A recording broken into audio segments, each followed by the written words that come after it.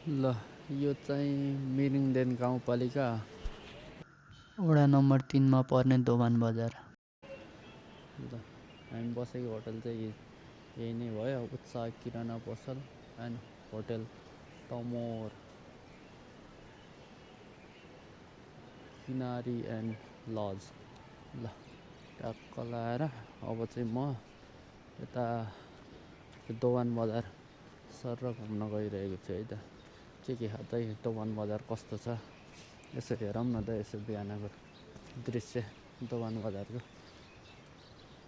पसल चाहिँ अझै खोलिरहेको रहेछ बजार चाहिँ। पपे यो त मस्त सुते है, हेर्नु हेर त वरिपरि सुतेर। दोभान बजार भयो, किराना पसलहरू सबै टन्नै छन्। यो चाहिँ पुल जाने बाटो रहेछ, यो चाहिँ झोलुङ्गे पुल जाने बाटो रहेछ। यहाँ दोभान बजारहरू बिहानको समयमा सुनसान छ, सायद जाडोको मौसमले गर्दाखेरि नि होला, खासै मान्छेहरूको आउजाउ छैन। बिहानको टाइम भएको भएर नि होला अहिले पसल खोल्ने क्रमहरू जारी छ। त्यो माथिको बाटो नि भयो, चक्रपथ जस्तै भयो यो चाहिँ।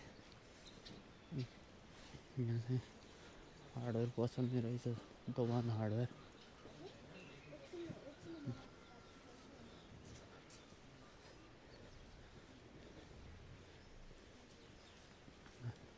यो चाहिँ ब्युटी पार्लर नि रहेछ, सौन्दर्य ब्युटी पार्लर रहेछ यो त। यहाँ कपडाहरू पुरा पसलहरू।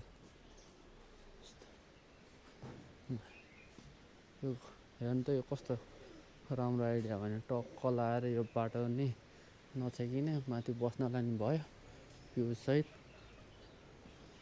आइडिया कस्तो लाग्यो त। कुखुराहरू चरिरहन्, पुरा सारो खाइरहन् बिहान बिहान।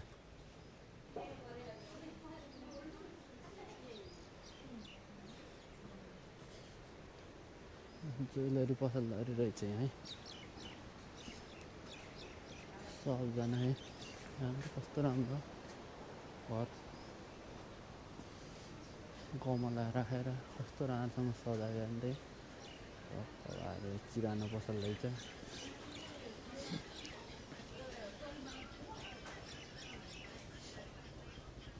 खाजाहरू पाइसक्यो, मोबाइल पसल रहेछ, एन्सल रिनोल प्याक। अन्त यो बोराहरूको कस्तो राम्रोसँग सदुपयोग गरे।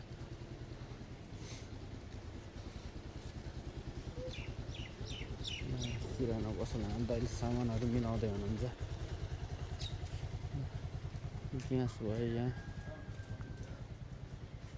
त भाँडा पसल रहेछ, भाँडा पसल अहिले एकछिनमा खोल्छ होला।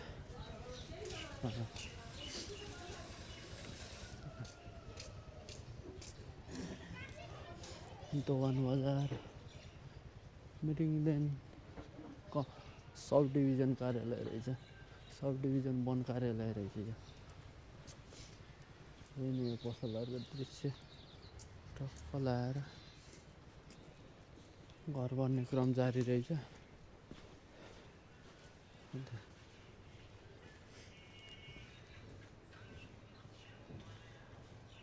घरहरू बनिरह, पसलहरू त लगभग छिटै नै खोल्दो रहेछ हो यहाँ त।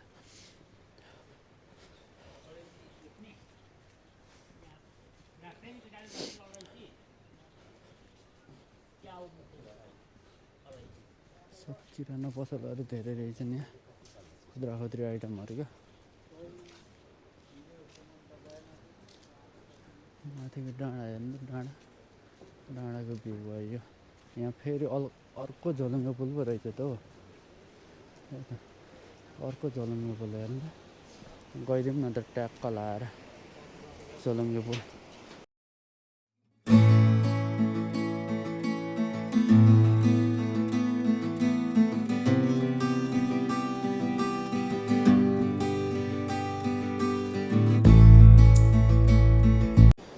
टक्क लाएर म पनि हेरौँ न त भ्यू।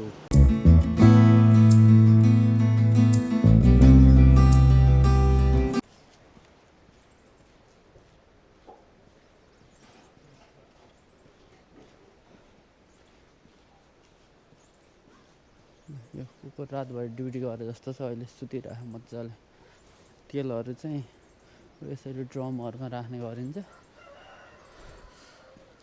यहाँ पेट्रोल पम्प भनेको त फुङलिङ बजार पुगेपछि मात्र हुन्छ होला यहाँ त रक्सी बनाइराख्नु भयो जस्तो छ बुवाले पुरा रक्सी पाकिरहेको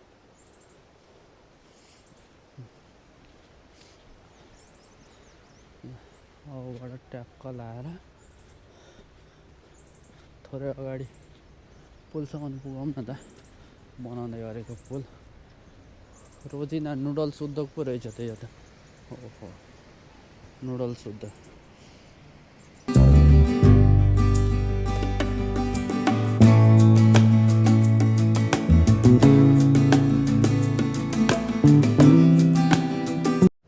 ल अघि चाहिँ म यता यो तल खोलातिर गएको थिएँ अब खोलातिरबाट फर्किँदैछु यहाँनिर एकचोटि बोर्डमा हेरौँ 28 त्रिवेणी गाउँपालिका मौवा खोला गाउँपालिका जाने बाटो रहेछ त्यो यो दोभान बजार भयो भने मिरिङदेन गाउँपालिका चाहिँ यहाँ माथि पर्दो रहेछ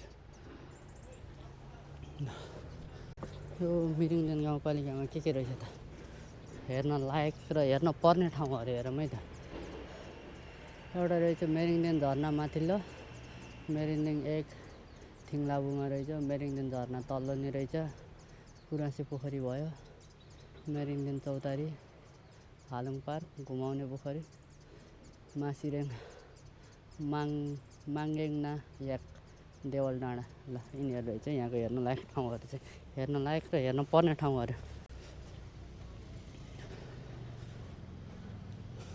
अब यहाँ सर लाएर यो बजार डोल्दिउँ न त यता माथिल्लोपट्टिको दोभान बजार यो ताप्दै जाउँ थुकिम्जा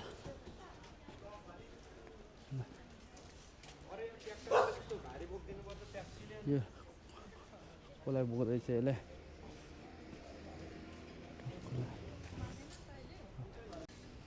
यहाँ त अलि तल हेरी चाहिँ यो बाटो चाहिँ अलि राम्रो होइन यो कच्ची बाटो भएको अरे हिलो पानीहरू सब बाटोबाट बग्दो रहेछ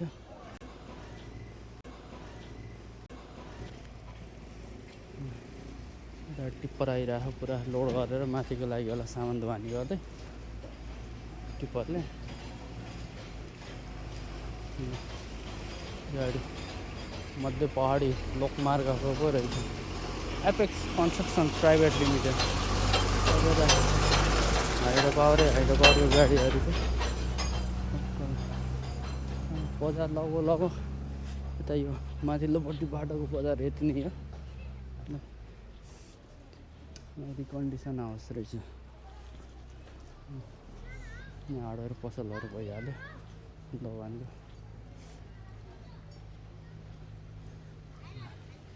यो अगाडि अग्लो डाँडा भएको भएर यहाँ नै ठ्याक्कै सूर्य आउँदै गरेको घाम चाहिँ अलि नपर्दो रहेछ के भयो के गरे भाइ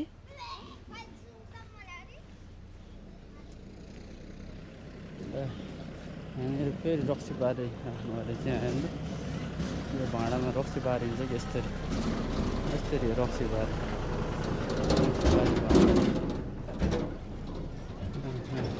पानी आइरहेको रहेछ पुरा ल अब यति नै हो दोभान बजार